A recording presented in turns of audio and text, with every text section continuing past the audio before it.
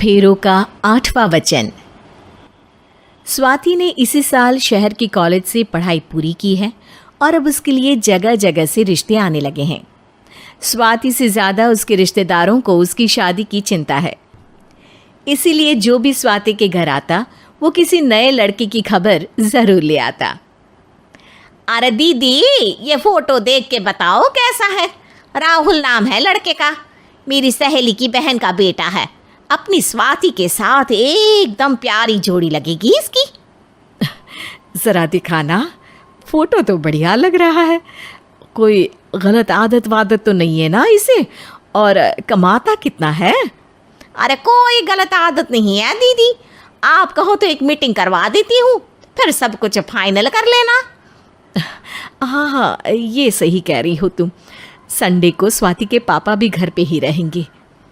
बुआ फिर वहाँ से चली जाती है और रात को स्वाति की माँ उससे कहती है, स्वाति बेटा, आज कमला बुआ ने एक लड़के की फ़ोटो दिखाई है। संडे को वो लोग मिलने आ रहे हैं, तैयार हो ना तुम बेटा? अरे मम्मी, आप कहाँ कमला बुआ के चक्कर में आ जाती हो? अभी इतनी जल्दी कोई शादी वादी नहीं करनी है मुझे। अरे बेटा, अच्छा लड़का है, बुआ जानती है उसे अच्छे से। हाँ स्वाति बेटा, एक बार मिल तो लो, बाद में देखेंगे आगे क्या करना है। वैसे तो कमला रिश्ता लाई है तो मना करने का तो कोई सवाल ही नहीं उठता। संडे की सुबह होती है और कमला बुआ राहुल और उसके मम्मी पापा को लेकर स्वाति के घर आती है। अरे आइए आइए भाभी, इसे अपना ही घर समझिए, इनसे मिलिए। ये मेरे भैया और ये मेरी भाभी हैं। नमस्ते भाभी जी, ये है हमारा लड़का राहुल, सरकारी नौकरी की तैयारी कर रहा है ये। वैसे आपकी बेटी कहाँ है? अरे स्वाति बेटा, बाहर आ जाओ। वैसे कितनी पढ़ाई की है स्वाति ने? जी, पोस्ट ग्रेजुएट है हमारी बेटी साइंस में। ये सब तो ठीक है, पर घर संभालना जानती है या नहीं? हमें कौन सी इससे नौकरी करवानी है, नौकरी तो मेरा बेटा करेगा ही। पर मैंने इतनी पढ़ाई की है और आप चाहती हैं कि मैं घर पर ही बैठी रहूं? अरे स्वाति बेटा, ये बड़ों की बात में तुम कहाँ बोल पड़ी? हम सब देख लेंगे क्या करना है क्या नहीं। हम तो इसी बात पर विश्वास करते हैं कि घर के लड़कियां घर में ही रहे तो ज़्यादा अच्छा रहता है। वरना भाई साहब, आप तो आजकल के हाल जानते ही हैं, कितनी घटनाएं होने लगी हैं औरतों के खिलाफ। स्वाति बेटा, रसोई का काम तो पूरा जानती हो ना? शादी के बाद तुम्हें ही संभालना है वो सब। अरे बहुत अच्छा खाना बनाती है ये, आप सब लोग इसकी तारीफ करते नहीं थकेंगे। लो भाई, हो गई मीटिंग, अब शादी की तारीख फाइनल कर लेते हैं, क्यों भैया? भाई, हम तो पंडित जी से चर्चा करने के बाद ही तारीख फाइनल करेंगे। सालों से हम उनकी बातें मानते हुए आ रहे हैं। लड़के वाले और कमला बुआ की बातें सुनकर स्वाति एकदम नाराज़ हो जाती है और उसे लगने लगता है कि शादी के बाद उसे घर पर ही बैठना पड़ेगा। लेकिन घर वालों के आगे उसकी एक नहीं चलती और उसे शादी के लिए हाँ कहना पड़ता है। शादी का दिन आ जाता है और सब मंडप में जमा होते हैं। अब फेरों का समय हो गया है, अब कन्या अपने वर से 7 वचन मांगेगी। आप किसी धार्मिक आयोजन में जाएं तो मुझे भी ले जाएंगे।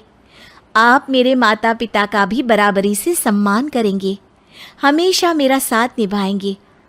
आपको दोनों परिवार की जिम्मेदारियां बखूबी निभानी होगी। हर ज़रूरी बात में मेरी भी राय लेंगे। आप सभी गलत आदतों से दूर रहेंगे। आप मेरे अलावा किसी और औरत से कोई गलत संबंध नहीं बांधेंगे। ये 7 वचन पूरे हुए, वर क्या तुम्हें ये सारे वचन मंजूर है? जी हाँ पंडित जी, मैं सारे वचन अच्छी तरीके से निभाऊंगा। अरे वाह वाह, बढ़िया तरीके से सब काम संपन्न हो गया। तो इसी के साथ विवाह संपन्न हुआ और आज से ये दोनों पति पत्नी हुए।